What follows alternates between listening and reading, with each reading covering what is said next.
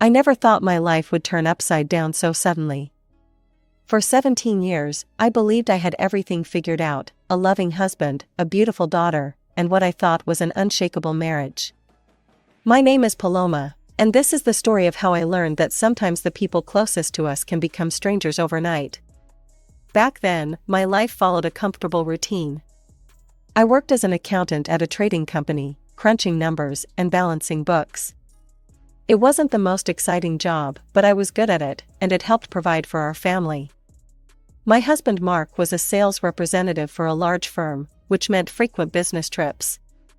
I'd gotten used to those absences over the years, even looked forward to his returns when I'd cook all his favorite meals. Our daughter Sarah was 15, a bright teenager who filled our home with energy. She was the perfect blend of both of us, Mark's charm and my determination. We lived in a modest but comfortable apartment, and I thought we were happy. Looking back now, I realize how naive I was to think that contentment could last forever. "When are you coming back this time?" I asked Mark over the phone during one of his business trips. It was a conversation we'd had countless times before. "Should be home by Thursday," he replied, his voice distant. "Don't bother cooking anything special."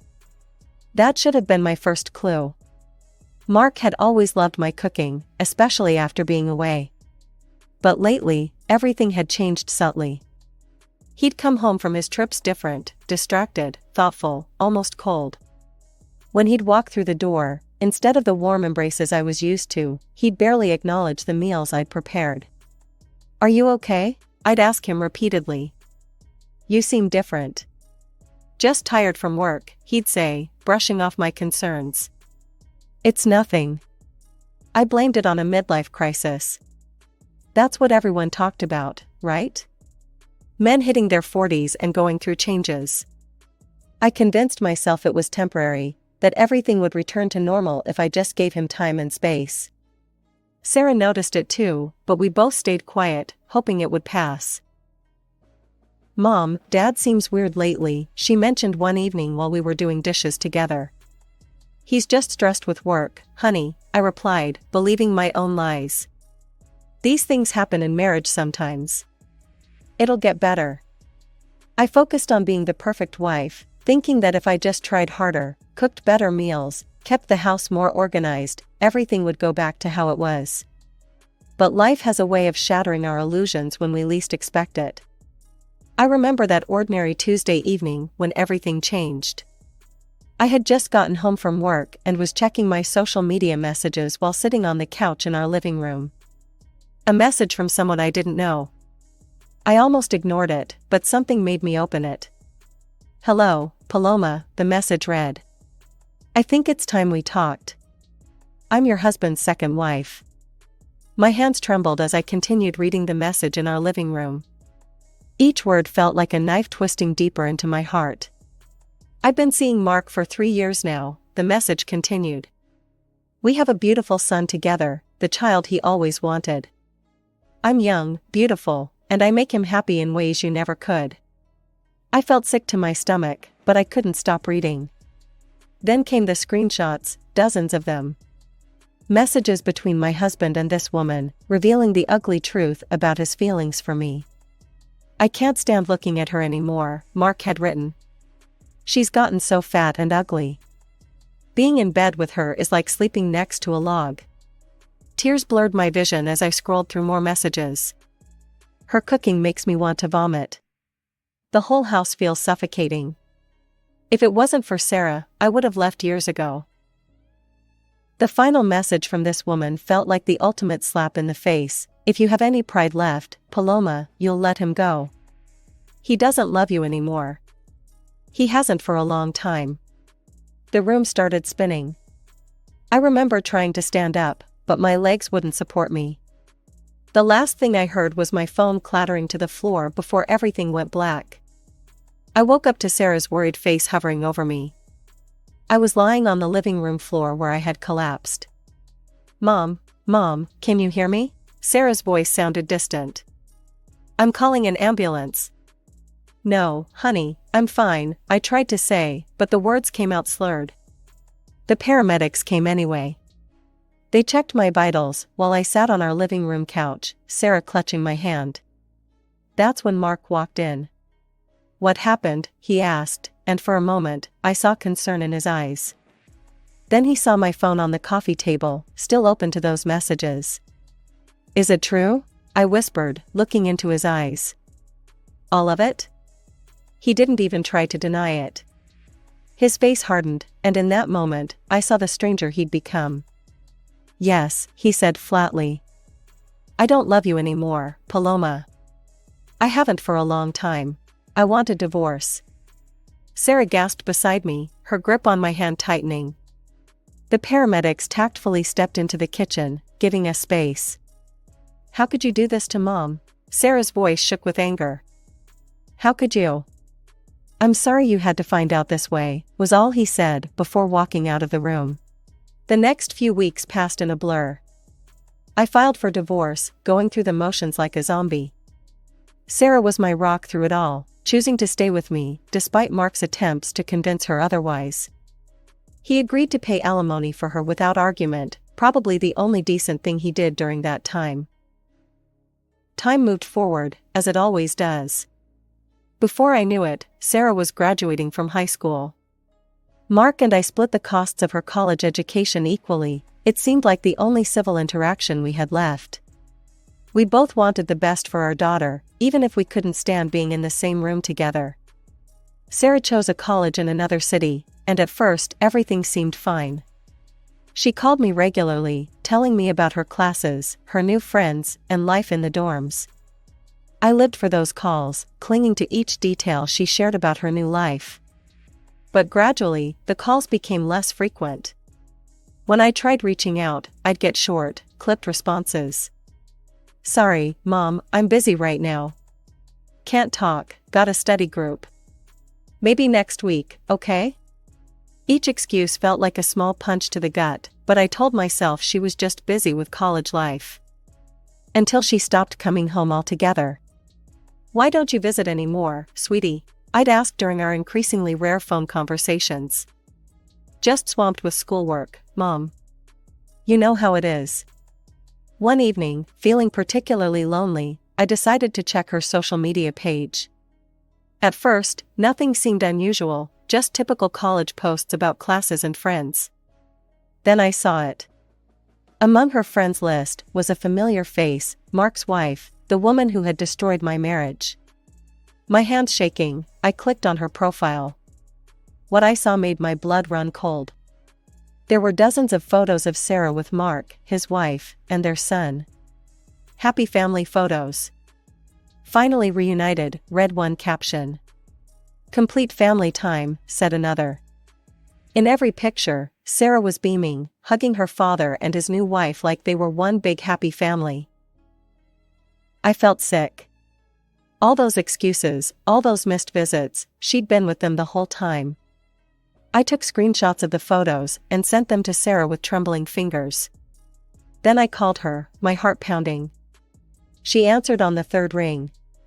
Before I could say anything, she cut me off. "I was wondering when you'd find out," she said, her voice cold and unfamiliar. "Why, Sarah, why didn't you tell me?" "Because they're fun, Mom. They're rich and interesting. Dad and Lisa take me shopping, buy me designer clothes. He just got me a new car for my birthday. What do you offer? A boring apartment and your boring life?" Each word felt like a slap. "I'm your mother, Sarah. I raised you." "Yeah, well, I'm old enough to choose who I want to spend time with," she interrupted. "Lisa gives me money whenever I need it. They take me on vacations. If you don't like it, that's your problem." I sat there in my quiet apartment, staring at my phone through tears. First Mark, now Sarah. The two people I loved most in the world had both chosen the younger, prettier, richer woman over me. I curled up on my couch and sobbed, feeling more alone than I ever had in my life. I desperately needed someone to talk to. That's when I remembered my father. We hadn't spoken in 15 years, not since that terrible fight about Mark. Dad had seen right through him, had warned me repeatedly, but I wouldn't listen. "He's not right for you, Paloma," Dad had said back then. "There's something off about him." "You just don't want me to be happy," I had shouted back. "You've never supported my choices."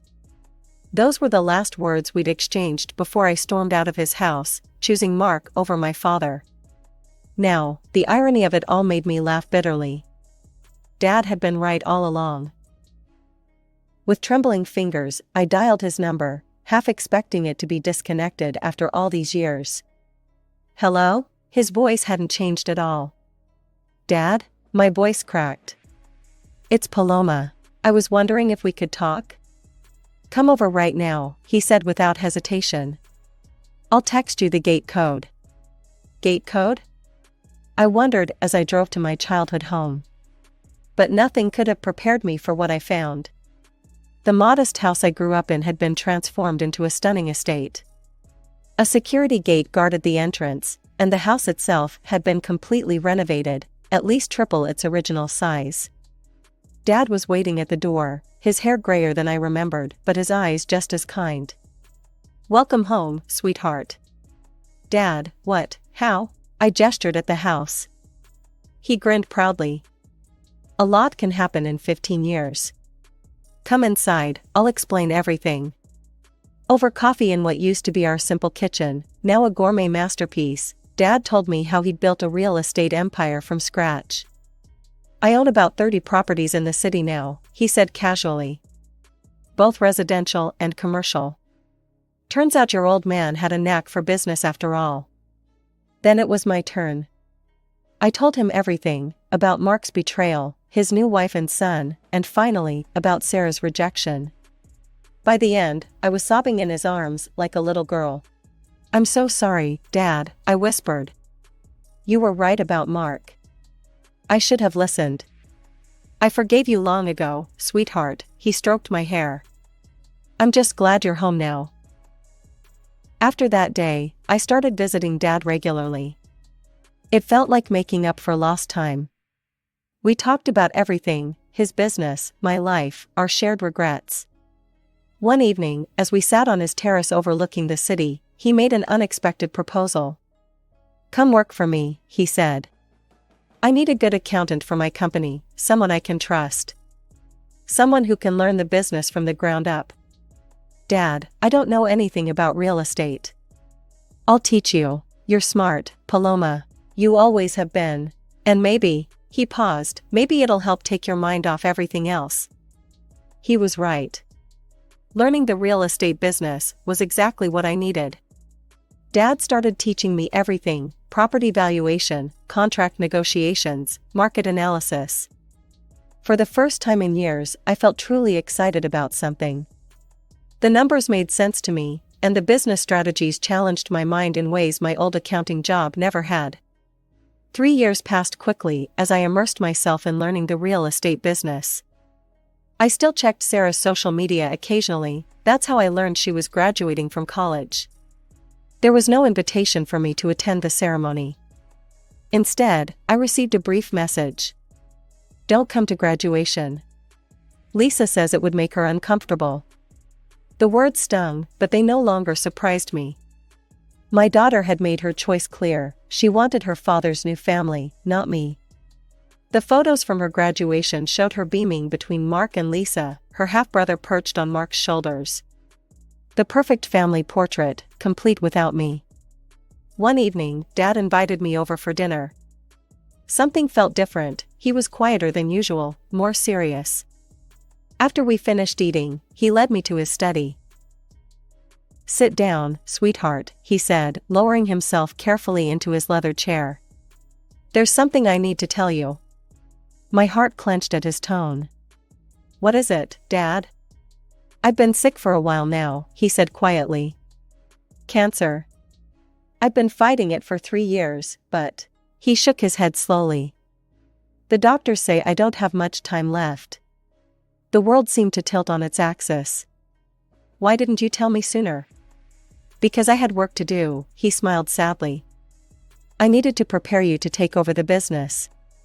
That's why I brought you in when I did. I knew I needed time to teach you everything." I fell to my knees beside his chair, grabbing his hand. Dad, no. Hey now, he squeezed my hand. Don't cry, sweetheart. We got these last 3 years together. We made peace. That's all I wanted, to know you were ready, to know we'd made things right between us. Now I can go peacefully. He was gone 3 months later. I arranged the funeral myself, trying to honor him as best I could. Through my grief, I sent Sarah a message. Your grandfather passed away. The funeral is on Saturday. Please come. Her response came quickly and hit like a slap. Why would I care about some old man? Dad says he was nasty anyway. Not interested. I stared at the message in disbelief. The man she was dismissing had been ready to welcome her back into his life, despite her treatment of me. He had asked about her often, kept a photo of her on his desk. And now she couldn't even show basic human respect for his passing. The funeral was beautiful, attended by many of Dad's business associates and friends. Sarah's absence felt like a physical wound, but I stood tall, delivering the eulogy with all the strength I could muster. Afterward came the inheritance, the house I'd grown up in, now a mansion, the company I'd learned to run, all the properties Dad had accumulated over the years. His legacy, passed down to me. Everything Mark and Lisa flaunted their wealth with looked small in comparison. But I didn't want the mansion. Instead, I asked my assistant at the company to add it to our rental properties portfolio. I stayed in my apartment. I'd had it renovated exactly how I liked it, and it felt like home. My neighbors had become friends over the years, and the location was perfect for overseeing the business. 2 years passed quietly. The business thrived under my management, though my personal life remained empty of the one person I missed most. Then, out of nowhere, my phone rang with Sarah's number on the screen. Mom, she said, without any greeting. I'm getting married. We'll come by next week to talk about it. Jake wants to meet you. True to her word, Sarah arrived at my apartment the following week with her fiancé. I watched as she entered, her eyes scanning my living room with barely concealed disdain. Still the same old place, she muttered, running a finger along my coffee table. Still living in dullness and poverty, I see. I bit my tongue, focusing instead on Jake, who seemed uncomfortable with her comment. I busied myself preparing coffee and setting out the pastries I'd bought for their visit. So, I said, trying to keep my voice steady, tell me about the wedding plans. Sarah straightened up, suddenly animated. We're planning something spectacular. Only the absolute best venues in the city will do. The ceremony will be in 6 months. That's wonderful. Have you found a place yet? We're looking, Jake said politely. We want something really special. Sarah cleared her throat. Actually, Mom, that's partly why we're here. Weddings are expensive, you know. Of course, I nodded. I'd be happy to help. I can contribute $10,000. Sarah rolled her eyes dramatically. Well, I guess that's better than nothing. Lisa's already promised to handle my dress and the honeymoon. They didn't stay long after that. As the door closed behind them, I sank onto my couch, thinking about the irony of it all. With the success of Dad's, now my company, I could easily finance 10 such weddings without blinking an eye. But Sarah's attitude, her constant digs about my poverty, her complete lack of interest in my life, it all held me back. Let's see how this plays out, I murmured to myself. I waited for a wedding invitation, checking my mail every day. Nothing came. Finally, curiosity got the better of me, and I visited Sarah's social media page. There it was, a lengthy post about her perfect wedding venue. My eyes widened as I read the name of the ceremony hall she'd chosen. The Grand Plaza, one of the most prestigious event venues in the city. Also one of my properties. Finally, her post read. Jake and I found the most amazing venue for our wedding. The Grand Plaza is absolutely perfect, so elegant and exclusive. Just need to sign the rental agreement and everything will be set. I couldn't help but smile. Sarah had no idea that her poor mother owned the very hall she was so excited about. She'd chosen it precisely because it represented everything she thought I couldn't provide: luxury, elegance, wealth. A week after Sarah's visit with Jake, she showed up at my apartment alone. Her expression was cold, practiced. "Mom, I need to tell you something," she said, standing in my living room, not bothering to sit down. "I won't be inviting you to the wedding." I felt my heart crack, but kept my face neutral. "Why not?" "Look around," she gestured dismissively at my apartment. "The wedding will be at this gorgeous hall. Important people will be there: Jake's family, Dad's business associates, Lisa's friends. You." She looked me up and down. "You're too simple, too poor. You wouldn't fit in." The cruelty of her words took my breath away. "But hey," she added, heading for the door, "you can still send a gift. Money would be best. I'll text you my card details." The door clicked shut behind her. I sat there for a long moment, then picked up my phone and made a call to my office. A week later, I walked into the Grand Plaza's executive office, where Sarah, Jake, and his parents were sitting with my property manager, ready to sign the rental agreement. Sarah was beaming, practically glowing with satisfaction, until she saw me walk in. "Mom?" Her jaw dropped. "What are you doing here?" I smiled, settling into the leather chair behind the desk. "The Grand Plaza belongs to me, along with several other luxury venues in the city. In fact," I gestured around us, "this entire company that manages these properties is mine." Sarah started stuttering. But how? Where did you get all this?" "Remember when I told you your grandfather had died? When I invited you to his funeral?" I kept my voice level. "The one you called some nasty old man? He left me everything: his company, his properties, his legacy." Sarah's face went from pale to red. Then, like flipping a switch, her expression changed to one I recognized, the same calculating look she'd worn when choosing between me and Lisa years ago. "Wait, if you own all this, then I'm your only heir. You have to give me the venue for free. And a wedding gift, maybe one of your properties?" I couldn't help but laugh. "Actually, I came here personally to deny your rental application." "What?" Sarah jumped to her feet. "You can't do that." "I can and I am." I stood up, gathering my papers. "I suggest you find another venue. And Sarah?" I paused at the door. "Maybe think about whether it's worth destroying relationships with people who truly love you just because they don't seem rich or important enough." "But Mom," Sarah's screams followed me down the hallway. "You can't do this to me. I'm your daughter, Mom." I kept walking, my heels clicking against the marble floor, drowning out her protests. For the first time in years, I felt truly strong, not because of my wealth or position, but because I'd finally stood up for myself.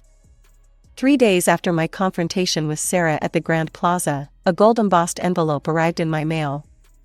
Inside was an elaborate wedding invitation, the kind that probably cost more than most people's weekly salary. My phone buzzed with a message almost simultaneously. "Mom, I'm so sorry for everything," Sarah's message read. "I've been horrible to you. I've done a lot of thinking, and I realize now how wrong I was. I'm ready to cut ties with Dad and Lisa completely. We don't need them in our lives. Please come to my wedding. Please give me another chance." I sat on my couch, holding the invitation in one hand and my phone in the other, feeling an odd sense of déjà vu. The words were perfect, the apology seemed heartfelt, but something felt off. Then it hit me, this wasn't really about me at all. "When I chose your father and Lisa," I typed back slowly, "it was because they seemed to offer something better than what I had with my dad. More money, more excitement, more status. I abandoned someone who truly loved me for superficial things." Sound familiar? I waited, watching the 3 dots appear and disappear several times, before her response came through. "That's not fair, Mom. I really want to make things right." But I could see it clearly now. When Mark and Lisa had money and status, Sarah had chosen them. Now that she knew I was wealthy, she was choosing me. The pattern was painfully obvious. I didn't respond to her message. Instead, I placed the wedding invitation in my desk drawer, next to the photo of my father. The wedding date came and went. I spent that day working in my office, looking out over the city my father had built and I now managed. Sarah posted plenty of photos online. She'd found another venue, though not quite as prestigious as the Grand Plaza.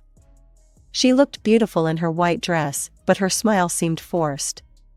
Sometimes I still check her social media, watch her life unfold from a distance. She doesn't post as many photos with Mark and Lisa anymore. I suppose the shine has worn off that relationship too. Occasionally, she still sends me messages, usually when she needs something, but I've learned to let them sit unanswered. I haven't given up hope for reconciliation. After all, it took me 15 years to understand what I'd done to my father, to truly regret choosing superficial things over real love. My dad waited patiently all those years, ready to welcome me back when I finally understood.